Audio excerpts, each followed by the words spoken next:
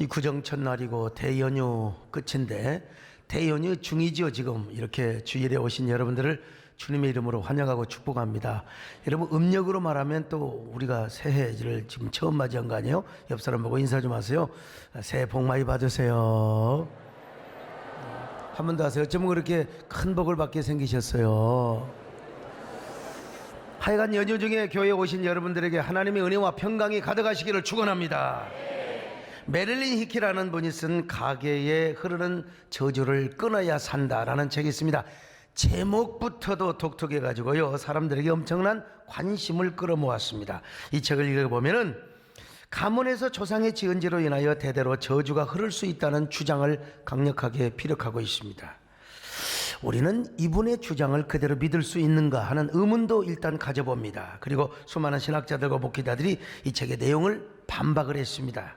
우리 교단에서도 이 책은 문제가 있다, 함부로 봐서는 안 된다, 이렇게 주의 조치를 또 한 적도 있습니다.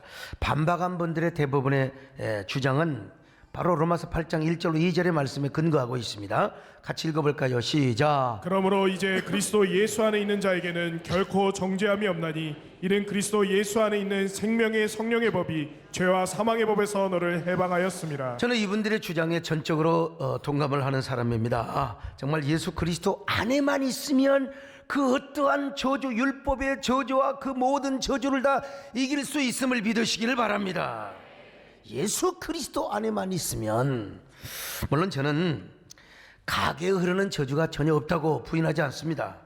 구약 성경에 보면은 이런 얘기가 얼마나 많이 있는데요. 자, 출애굽기 20장 5절 같이 보실까요? 시작. 그것들에게 절하지 말며 그것들을 섬기지 말라. 나 내 하나님 여호와는 질투하는 하나님인즉 나를 미워하는 자의 죄를 갚되 아버지로부터 아들에게로 3, 4대까지 이르게 하거니와. 자, 사무엘상 2장 30절도 보시겠습니다. 시작. 그러므로 이스라엘의 하나님 나 여호와가 말하노라. 내가 전에 내 집과 내 조상의 집이 내 앞에 영원히 행하리라 하였으나 이제 나 여호와가 말하노니 결단코 그렇게 하지 아니하리라. 나를 존중히 여기는 자를 내가 존중히 여기고 나를 멸시하는 자를 내가 경멸하리라. 그래서 구약 성경을 보면요, 후손들이 조상의 죄를 회개하는 모습을 볼 수 있어요. 하나님, 우리가 조상들의 죄를 회개하나이다. 주여 우리에게 징벌을 내리지 마시옵소서, 이렇게 기도합니다. 느헤미야 9장 2절입니다. 시작. 모든 이방 사람과 절교하고 서서 자기의 죄와 열조의 허물을 자복하고. 에레미야 14장 20절도 있습니다. 시작. 여호와여 우리의 악과 우리 조상의 죄악을 인정하나이다. 우리가 주께 범죄하였나이다. 여러분 보세요. 후손들이 조상의 죄를 막 회개하잖아요. 하나님, 우리 조상들의 죄를 우리가 뒤집어 쓰고 하나님께 회개하나이다. 용서하여 주시옵소서.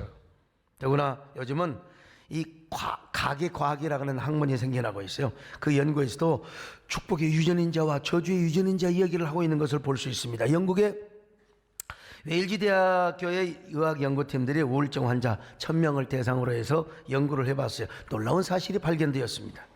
이 사람들에게는 불행을 가져오거나 화를 자초하는 생활 습관을 결정하는 독특한 유전적 성향을 가지고 있다는 사실을 발견하게 된 것입니다. 이 연구팀장 피터 맥어핀 교수는 우울증 환자뿐만 아니라 우울증 환자 주변의 친척들까지 살펴본 결과 이 역시 다른 사람보다 더 우울하고 불행한 일을 많이 겪는다는 사실을 발견했어요. 그런데 바로 그 우울증을 유발시키고 신체적 상해를 입히거나 엄청난 화를 당하여 인생을 혼돈 속에 살아가게 하고 있는 그런 그 요인이 조상으로부터 물려받은 유전인자더라는 겁니다. 그렇습니다. 여러분, 참 사람은 조상과 같이는 살지 않았어도 여러분 분명히 조상의 외모를 담습니다. 그죠? 그 유전인자 때문에 그러는 거예요. 근데 그 유전인자는 건강에까지 영향을 미쳐요. 할아버지가 심장이 안 좋으면 대대로, 또 할머니가 뭐 폐가 안 좋으면 또 폐가 그때 대대로. 그래서 이제 뭐 기관지, 천식, 또 정신병, 암, 이런 것까지 전부 다 이렇게 유전을 이어준다는 것입니다. 그런가 하면은 그 유전인자는 행동과 습관 그리고 운명까지 영향을 미친다는 거예요. 어떤 아이는 자기 아버지의 어린 시절을 본 적이 없어. 근데 아버지가 어린 시절을 했던 그대로 하는 거예요. 참 희한하다는 거예요. 이것은 어릴 때뿐만이 아닙니다. 자라서 장년이 되어서 마찬가지라는 겁니다. 그래서 이것이 삶의 방향과 운명으로까지 연결이 된다는 겁니다. 웨일즈 대학교 연구팀에 의하면 결국 가게마다 흐르는 영적인 축복과 저주가 있다는 것을 여실하게 드러내 준 것이죠. 지금까지 현대 과학은 물질적인 데만 이제 집착을 했어요. 과학기술을 이용해서 다양한 물질을 생산하여 생활이 편리해지자 한동안 과학은 사람들에게 행복을 가져다 주는 최고의 학문이구나, 그렇게 생각을 했죠. 그러나 과학의 발달로 인해서 자연 환경이 훼손되고 사람들의 심성이 자꾸 파괴되어 가는 것을 보면서 우리가 비물질적인 그런 이 부분에도 좀 과학화를 좀 시도해야 되겠구나. 그 중에 하나가 이제 가계과학이라는 것입니다. 여러분, 지금은 고인이 되셨지만은요, 한국의 슈바이처 박사라고 불리우는 장기례 박사님이 계셨어요. 부산의 복음병원 원장 장기례 박사님, 이 장 박사님은 북에 사랑하는 아내와 5 자녀를 두고 남으로 잠시 피신해 왔습니다. 둘째 아들과 함께. 근데 이제 이산 가족이 되어버리고 말았어요. 그는 진실한 그리스도인이었습니다. 교회를 아주 모범적으로 섬겼고 환자들에게 사랑과 그야말로 의술을 베풀었으며 가난한 사람에게는 구제하기를 주저하지 않았습니다.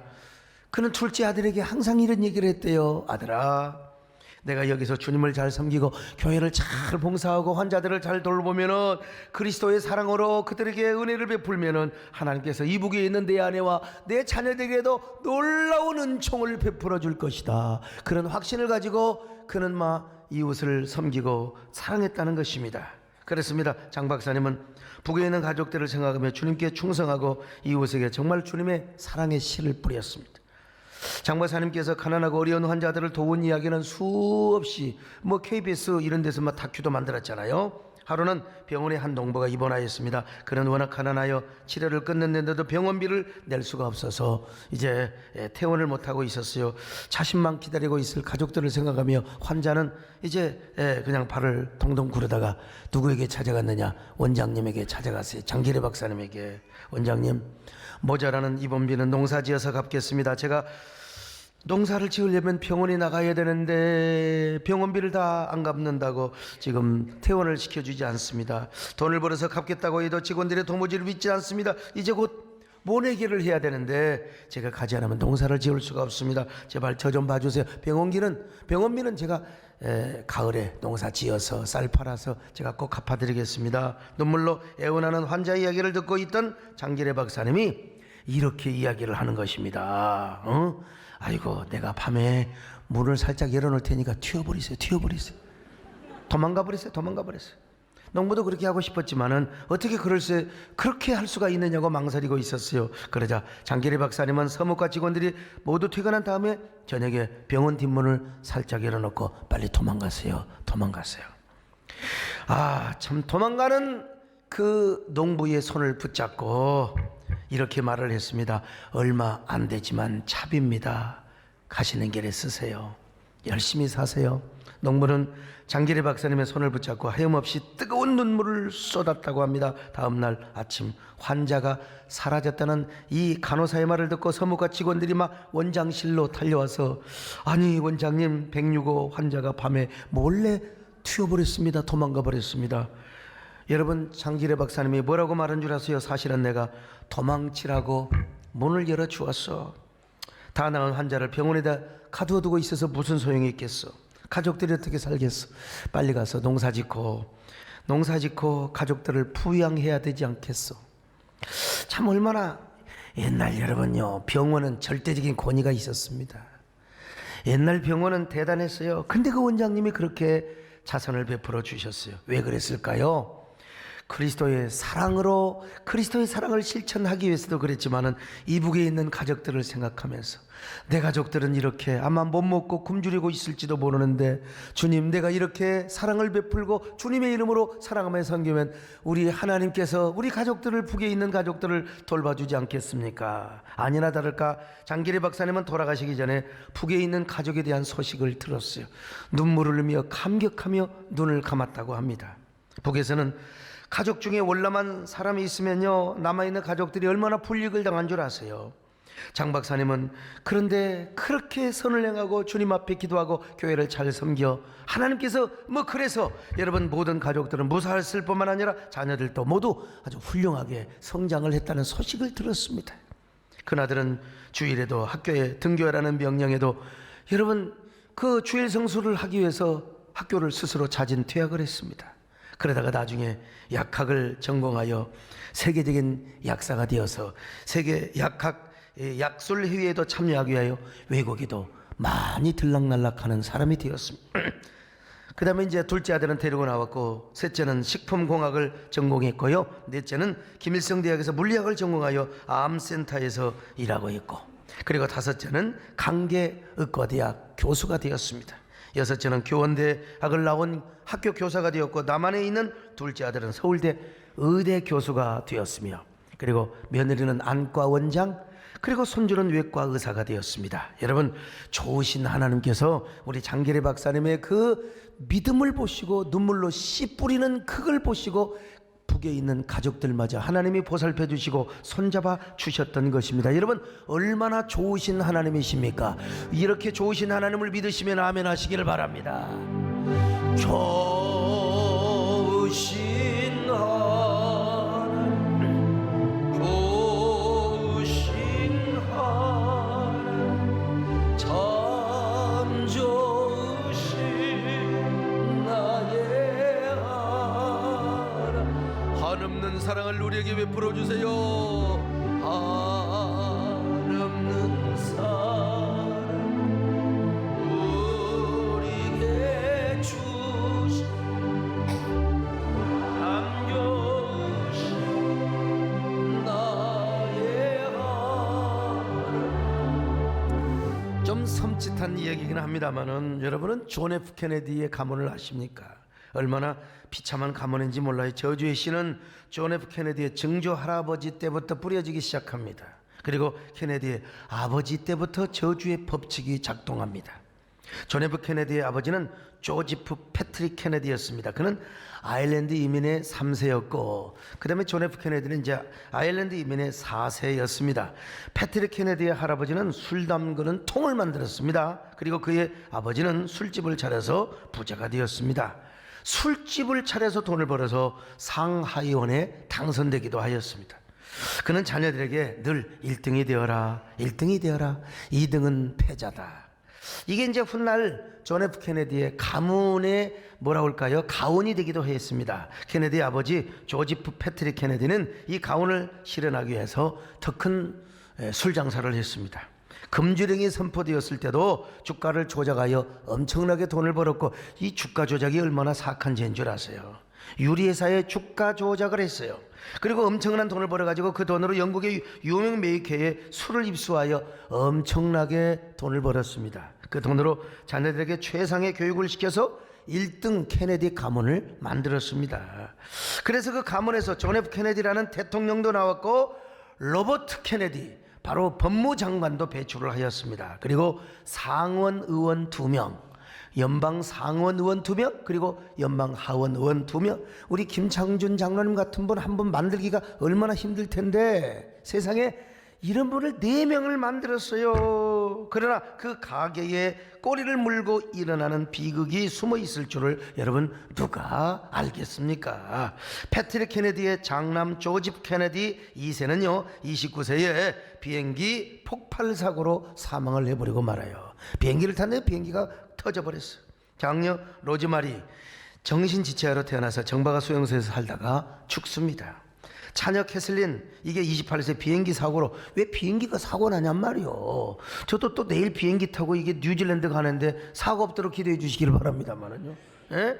차남 존 F 케네디 대통령이 되어서 케네디 가문에 잠시 영광과 기쁨이 되는 듯 하였지만은 1963년 임기 2년 10개월 만인 45세의 나이에 암살을 당해버리고 맙니다. 삼남 로버트 케네디 대통령이 죽은 지 5년 후 법무부 장관 제임스이 42세 권총으로 여러분 총살을 당해버리고, 이게 이 암살을 당하고 맙니다. 사남 에드워드 M 비행기 추락사고로 평생 장애인으로 살아가게 됩니다. 이렇게 자녀들이 죽어가는 모습을 보고 조지프 패트릭 케네디는 이렇게 한탄을 했다고 합니다. 아, 내가 술로 많은 사람을 비틀거리게 하고 많은 가정을 불행으로 몰아넣었기 때문에 이렇게 우리 자녀들 이렇게 가문이 저주를 받는구나. 그렇습니다. 패트릭 케네디는 술로 미국 국민을 비틀거리게 하였습니다. 그것도 금주령이 내린 미국 내에서, 그것도 대경제 공황 그 때의 말입니다. 게다가 이제 그의 아들 존 F 케네디는 권력으로 미국 국민을 막 비틀거리게 만듭니다. 여러분요, 이 존 F 케네디가 막 한참 뭐 그 명예와 인기를 누리고 있을 때 또 비틀즈라고 하는요, 이 영국의 그 여왕실에서 이 비틀즈를 미국으로 보냅니다. 그래서 비틀즈도 미국의 청소년을 비틀거리게 하고, 비틀거리니까 비틀즈니까 말이죠. 참. 미국의 모든 학교에서 수업을 시작하기 전에 담임선생님이 성경을 읽고 기도를 하던 것을 못하게 하였습니다. 자유의 나라에서 왜 그런 짓을 하느냐.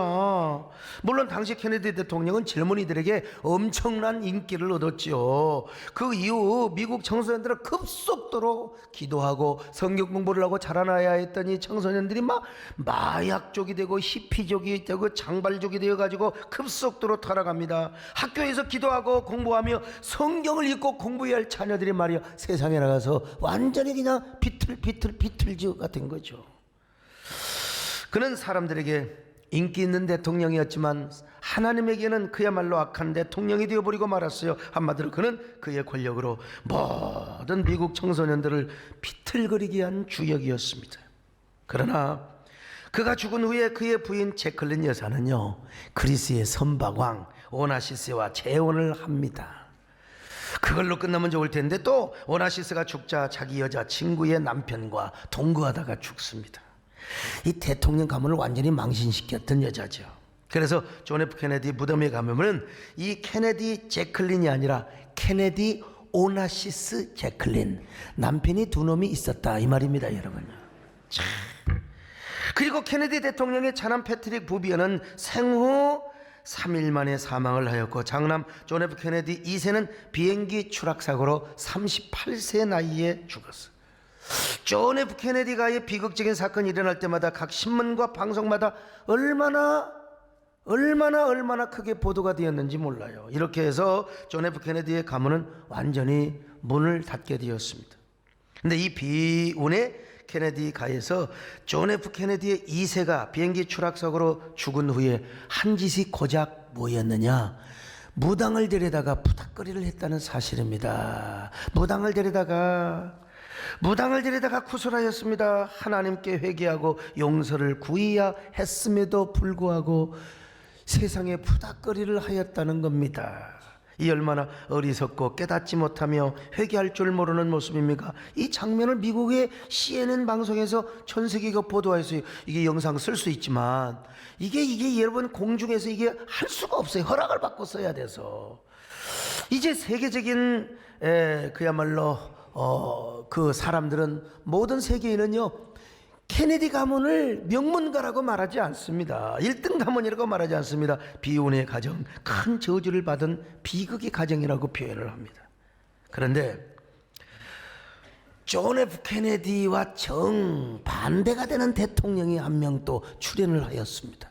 그게 누구냐면 도널드, 뭐라고 하죠? 트럼프. 이 트럼프 대통령은요, 지난 1월 16일 미국 종교 자유의 날을 맞아서 백악관 집무실에서 공립학교에서 기도할 자유와 권리에 대한 지침을 선포하였습니다. 자기가 대통령으로 있는 한 공공의 장소에서, 특별히 공립학교에서 절대로 하나님을 몰아내지 못한다, 기도하는 자유를 절대로 폐지할 수 없다는 거예요. 만약 기도의 자유를 막는 공립학교가 있다면 그 학교는 연방지원금을 중단시킨다는 겁니다. 어떻게 세상에 이런 또 대통령이 나옵니까, 세상에. 여러분, 트럼프 대통령은요, 빛과 그림자가 극명하게 대조되어 있습니다. 이분을 좋아하는 사람은 좋아하지만 나빠하는 사람도 굉장히 아주 있는 사람. 그러니까 이 사람은 특별히 말을 함부로 해. 말을 막 그냥 막 이 말폭탄을 일으키고 막 말을 막, 우리나라도 막 그렇게 배운 사람이 막 그냥 따라하는 사람이 있잖아요. 막 그것도 우리나라에 막 방위비를 막 분담을 많이 하라고 막 그냥 돈폭탄을 그냥 터뜨리려고 그래. 이게 별로 안 좋아요. 그런데 또 공립학교에서 기도의 자유를 보장하는 일을 어떻게 대통령이 얼마나 페퍼가, 부시도 그런 일 못했어요. 그런데 그냥 갖다가 트럼프가 야 내가 하겠다 해버리는 거예요. 대단한 사람이죠. 여러분, 어떻게 이런 일이 일어난 줄 아십니까? 놀라지 마세요. 브라이언 조 패스터, 우리 조범철 목사님에게 제가 글로벌한 사역을 맡겼잖아요. 그래서 이분이 미국을 왔다 갔다 하면서 제가 비행기 티켓 끊어주고 로비비 주고 뭐 다 해주지. 다 그냥 맘대로 해봐라. 그 백악관에 있는 신앙 데스크와 긴밀히 소통을 하며 지원을 하기 시작한 겁니다. 사실 조범철 목사님이 인물이 좋습니까? 키가 큽니까? 사실은 영어 하나 잘하는 것밖에 없지 뭐. 아무튼 간에 누구 후원을 받느냐? 저와 여러분의 후원을 받고 여러분의 헌금으로 한 것이죠.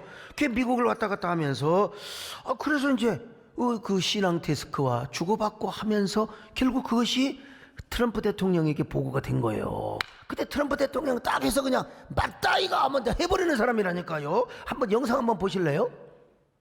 이번에 미국의 트럼프 대통령께서 큰 일을 하셨습니다. 지난 1962년도 케네디 정권 때 폐지되었던 미국 공립학교에서 기도할 수 있는 자유가 다시 부활되는 그런 엄청난 일이 생겼습니다. 그것은 미국 백악관 신앙 데스크와의 긴밀한 관계와 협력을 통해서 이루어진 일인데, 그것은 바로 소광석 목사님께서 많은 일을 해주시고 애를 써주셨기 때문에 가능했고, 또 여러 성도님들께서 기도로 후원해 주시고 많이 도와주신 이유 때문에 가능했던 일이라고 생각을 합니다. 내가 한 건 아니고 절대로 저 양반이 이제 이 인터내셔널 브로커 내지는 이제 로비스트가 되어가지고 이렇게 다녔는데 이게 이루어질까 했더니 이루어진다고 하더니 이루어져 버린 거예요.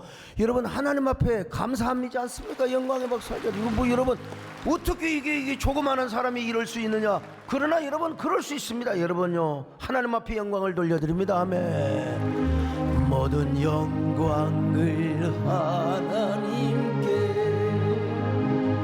모든 영광을 하나님께,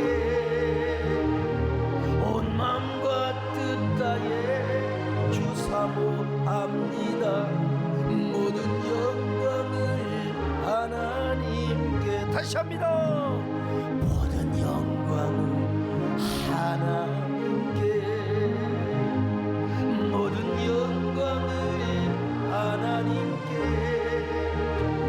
온 마음과 뜻 다해 주 사모합니다.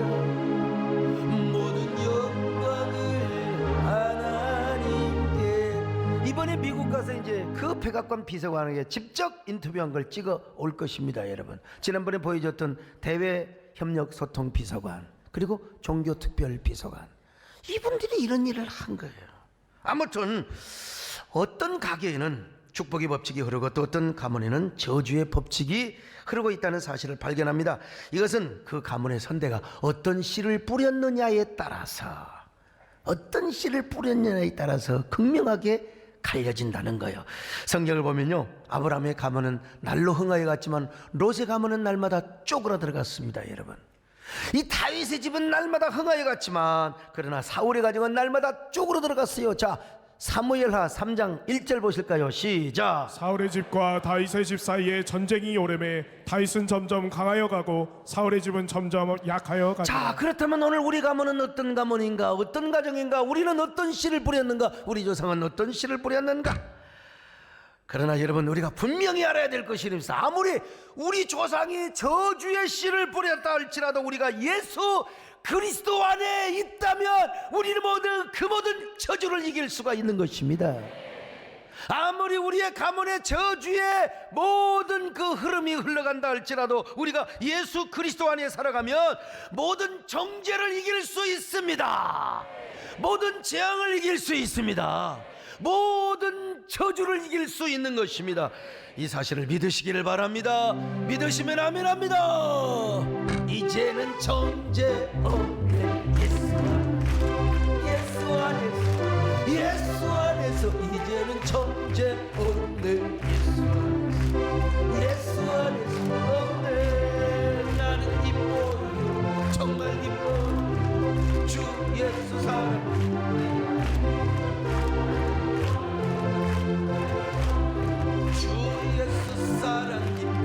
내 맘에. 자 그러면 어떤 것이 그리스도 예수 안에서, 또 우리가 어떻게 그리스도 예수 안에서 살아가야 하는가? 첫째로 예수 그리스도를 구주로 믿고 그분을 왕으로 섬기는 삶을 사는 거예요. 요한복음 14장 6절입니다. 시작. 예수께서 이르시되 내가 곧 길이요 진리요 생명이니 나로 말미암지 않고는 아버지께로 올 자가 없느니라. 그리스도 예수만이 길이요 진리요 생명이십니다. 구원받는 길이 되십니다.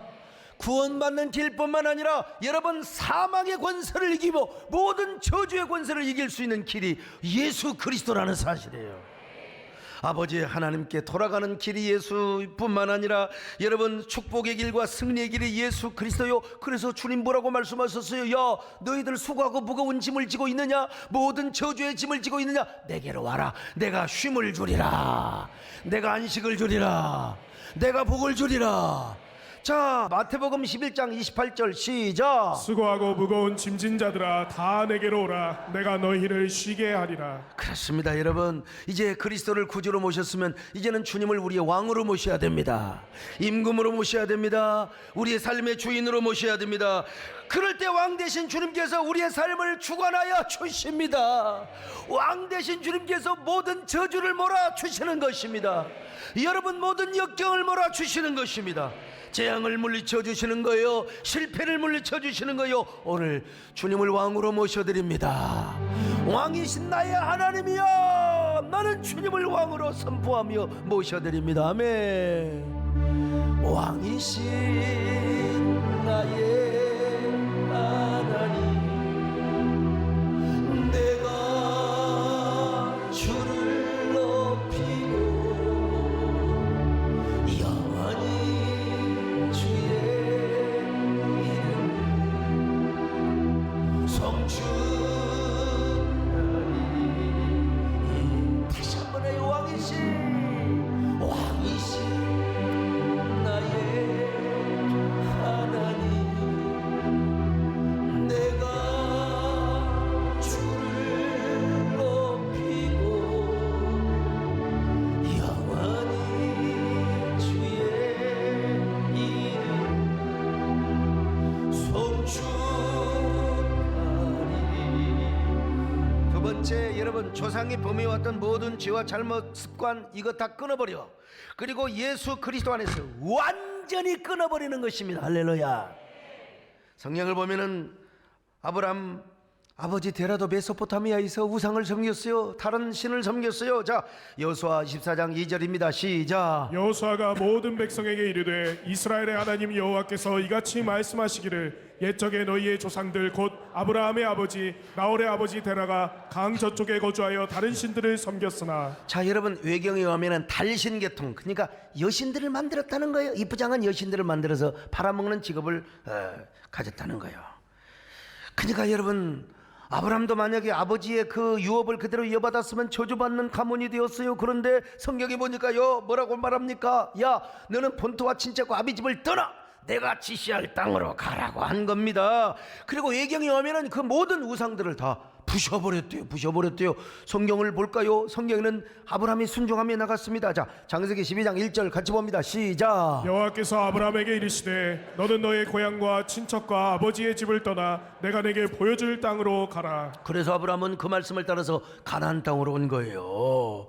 그래서 축복의 조상 믿음의 조상이 된 겁니다. 여러분도 아브라함처럼 축복의 조상이 되시기를 축원합니다.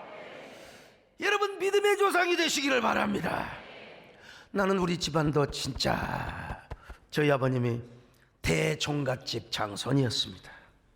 그러니까 나도 저주의 유전인자를 가지고 태어나고 그런 프로그램에 의해서 저는 항상 그런 삶을 살 수밖에 없었던 사람이요. 그러나 우리 집안은 제가 먼저 예수를 믿고 그 모든 프로그램을 다 잘라버렸던 가정입니다.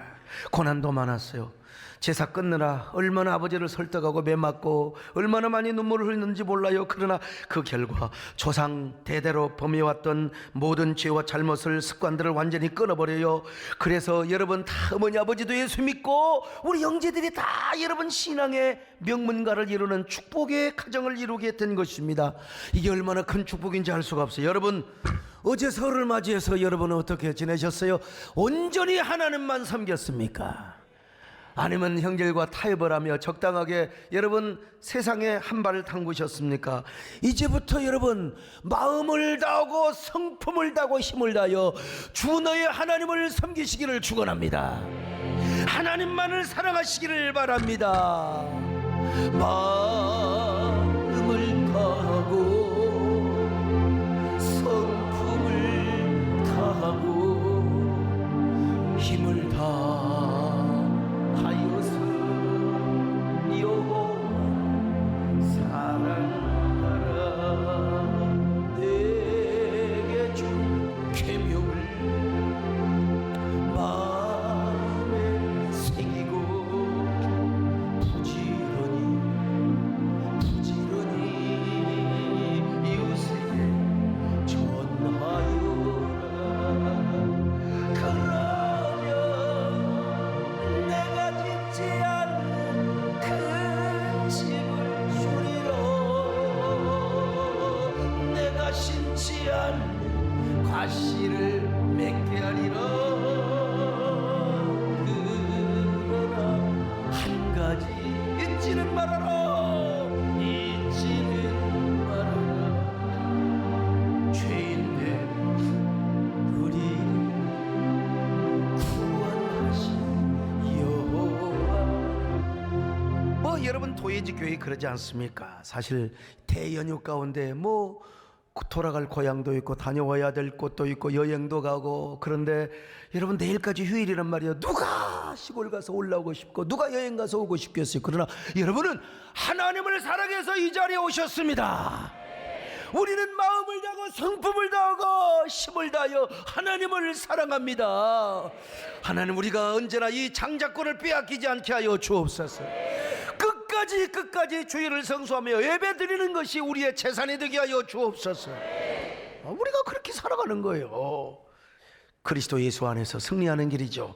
마지막 세 번째로 예수 그리스도 안에서 더 하나님을 사랑하고 자녀를 위해 축복의 씨를 뿌리는 거예요.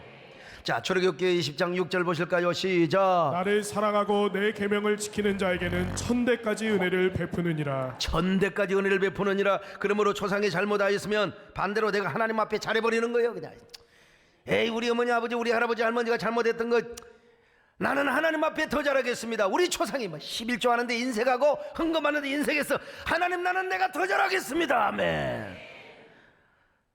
아니 조상이 말이야 어디 추석 때 맨날 어디 놀러 가고 말이야, 주일날 빠져먹고 어디 저기 금강산 간다고 어디 뭐 설악산 간다고. 아니요, 나는 주일 성수를 더 잘하겠습니다. 조상이 우상을 섬겼으면 나 하나님만 더 잘 섬기는 거예요. 그냥 마음을 다하고 힘을 다하고 성품을 다하여 하나님을 사랑하는 거예요. 조상이 주의 종과 불화했으면, 아니 주의 종과 불화했으면 하나님, 나는 의도적으로 주의 종과 잘 지내겠습니다. 나는 주의 종을 잘 공개하겠습니다. 예, 완전히 그렇게 하나님을 사랑하고 섬기는 마음으로 여러분, 우리가 이제 뭐 하느냐? 자녀들을 위해서 축복의 씨를 뿌리는 거예요. 자녀들을 위해 축복의 씨를 뿌리는 겁니다. 성경에 보면 자녀를 위하여 눈물로 씨를 뿌리면 기쁨으로 단을 거두는 거예요. 무엇으로 심든지 그대로 거둔대요. 무엇으로 심든지 그대로 거두리라. 자, 시편 126편 5절로 6절 같이 봅니다. 시작. 눈물을 흘리며 씨를 뿌리는 자는 기쁨으로 거두리로다. 울며 씨를 뿌리러 나가는 자는 반드시 기쁨으로 그 곡식단을 가지고 자, 갈라디아 돌아오리로다. 6장 1절도 보실까요? 시작. 스스로 속이지 말라. 하나님은 업신여김을 받지 아니하시나니 사람이 무엇으로 숨든지 그대로 그래서 거두리라. 예수님께서는 십자가를 지고 가는 자신을 바라며 울고 있던 시온의 딸들을, 야 예루살렘의 딸들아, 너는 나와 나를 위해 울지 말고 너와 내 자손을 위해 울어라. 너의 자녀를 위해 울으라고 있어요. 너의 자녀를 위하여 눈물로 씨를 뿌리라. 나를 사랑하는 만큼. 자, 누가복음 23장 28절입니다. 시작. 예수께서 돌이켜 그들을 향하여 이르시되 예루살렘의 딸들아, 나를 위하여 울지 말고 너희와 너희 자녀를 위하여 울라. 그렇습니다. 그래서 우리는요, 우리 자녀들을 위하여 눈물로 씨를 뿌릴 필요가 있습니다. 주님을 사랑하는 만큼, 하나님을 사랑하는 만큼, 자녀를 사랑하는 만큼 눈물로 씨를 뿌려야 됩니다. 여러분, 이제부터 씨 뿌리는 삶을 사시기를 바랍니다.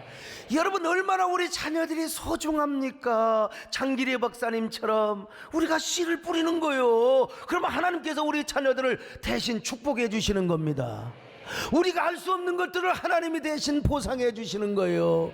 주여, 씨를 뿌리게 하여 주시옵소서.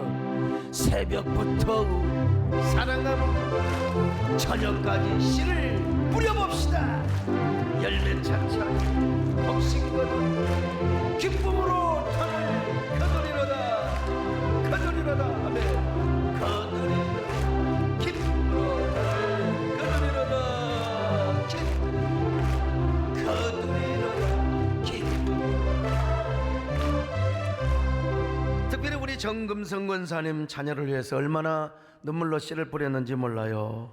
31살에 혼자 되셔서 오직 예수, 오직 복음, 오직 교회를 위해서 눈물로 희생하고 헌신하셨던 분이요.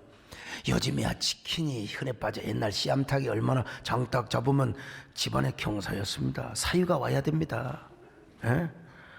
근데 그거 닭을 잡아도 국물 하나 맛보이지 않고 국물 하나 맛보지 않고 자녀들에게도 주지 않고 그 다 주의 종에게 갖다가 드렸어요. 추수를 해도 교회다가 가만히 채 하나님께 헌신을 했던 우리 권사님 소 팔고 돈 팔아서 교회 건축원금 드렸고, 그렇게 가난한 목사님 주의 종들, 특별히 여러분 아직 회계 집사 여전도 회장이 성미를 안 주니까 아침에 아이고 집사님 성미 좀 달라고, 그러니까 여러분 서숙밥 먹다가 쌀 좀 벗겨놓고 있잖아요. 이걸 바가지로 툭툭 긁어서 그 목사님께 드리는 거예요.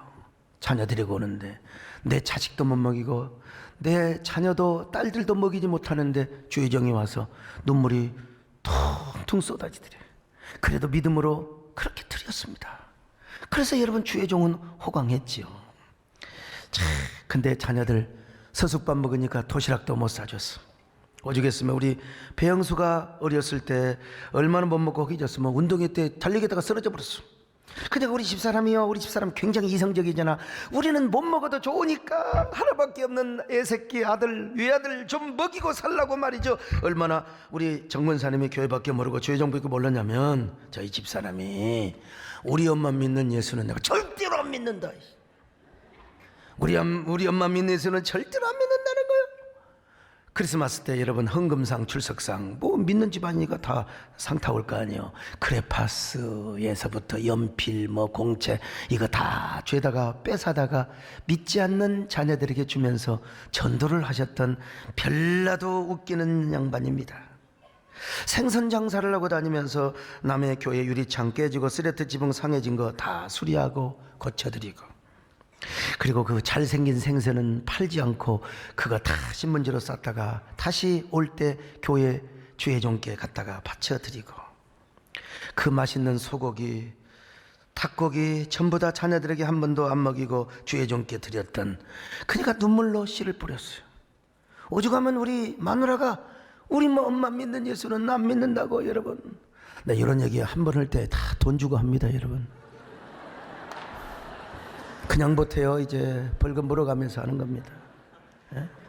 여러분 근데 우리 마누라가 여러분 결국 목사의 사모가 되었고요, 적지 않는 세월이 흘렀어요. 지금 우리 권사님의 자녀들이 어떻게 되었습니까?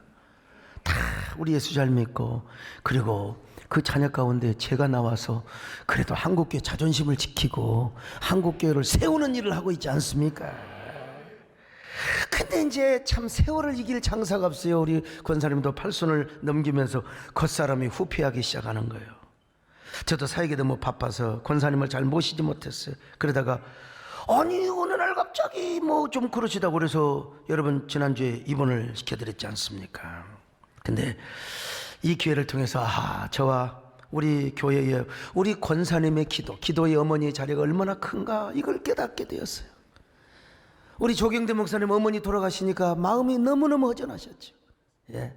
참, 정 권사님은요 새등기 개척을 위해서 작지만 광주에 있는 집을 한 채를 내놓으셨어요. 뭐 큰 돈은 아니지만 그때 여러분 개척하려면은 그래도 2-3천만 원 있어야 되는데, 근데 여러분 제가 뭐 집에서 쫓겨나온 주지 뭐가 있어요. 집 팔아서 800만 원을 하나님께 드렸습니다. 그리고 저와 우리 새해등께 부흥을 위해서 기도의 눈물을 쏟고 또 쏟고 또 쏟고 또 쏟아내셨어요. 젊은 날 동안 가락동 성전도 지하실이야. 지하실. 구미동도 지하실입니다. 지하실에서 단 1년에 하룻밤도 빠지지 않고 항상 교회에서 주무시면서 기도하셨어요. 아마 그때 젊은 날 그렇게 이 기관지를 상하게 하시고 폐를 상하게 하셨는지 모르겠습니다만은, 근데 제가 신경 쓸까 봐서 제 앞에 기침도 안 하시고 아픈 채도 안 하시고, 그러다가 여러분, 그러면서도 기도의 사명의 자리를 병원 입원하시는 그 전날까지 8시 기도를 다 끝내신 겁니다. 여러분, 나중에야 내가 이 사실을 알고 얼마나 불효자나 놉니다. 내가 얼마나 가슴을 치며 울며 통곡했는지 몰라요.